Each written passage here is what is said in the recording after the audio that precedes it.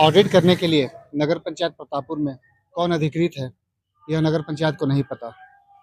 Audit करने कौन आते हैं, यह नगर पंचायत को नहीं पता। ऑडिट करने वाले सीए हैं या उनके सहायक, या उनकी योग्यता क्या है, यह नगर पंचायत को नहीं पता। सबसे बड़ा सवाल, जब यहाँ के संविदा कर्मचारियों, नियमित कर्मचारियों को देने के लिए सरकार के पास तनख्वाह नहीं है, तो सीए को, फर्म को देने के लिए इतनी बड़ी राशि कहाँ से? सरकार ने नगरीय निकायों में ऑडिट करने के लिए किसी सीए फर्म को अधिकृत किया है। सबसे बड़ी बात है कि नगरीय निकाय, मैं भी प्रतापपुर नगर पंचायत के बाहर खड़ा हूँ और नगर पंचायत प्रतापपुर को आधिकारिक तौर पर किसी तरह की जानकारी नहीं है कि उनके यहाँ ऑडिट कौन करेगा और कौन सी फर्म को अधिकृत किया गया है। आइए मैं आपको, पिछली सरकार में जब इसी तरह ऑडिट के काम दिए गए थे, तब मैंने प्रतापपुर नगर पंचायत से एक जानकारी मांगी थी।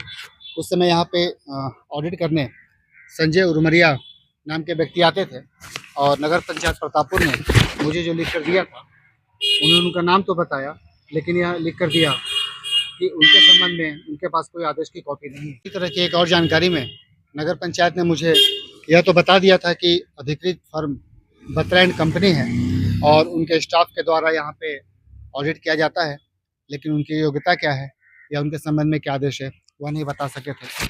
नगर पंचायत प्रतापपुर के पास वह आदेश की कॉपी भी नहीं थी जो राज्य शासन से जारी हुई थी।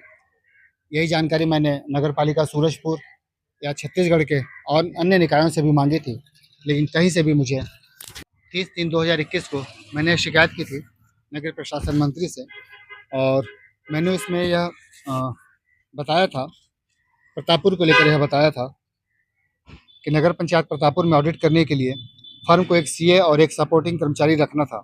सीए को एक दिन नगर पंचायत आना था और सपोर्टिंग कर्मचारियों को अल्टरनेट आना था। लेकिन नगर पंचायत प्रतापपुर की बात करें तो सीए कभी नहीं आते और सपोर्टिंग कर्मचारी कभी कभार, जबकि उन्हें अल्टरनेट आना था। महीने में 2-4 दिन आ जाएं तो बहुत था। सपोर्टिंग कर्मचारी द्वारा कई बार यहाँ के कर्मचारियों को फाइलें लेकर अंबिकापुर भी बुलाया जाता था।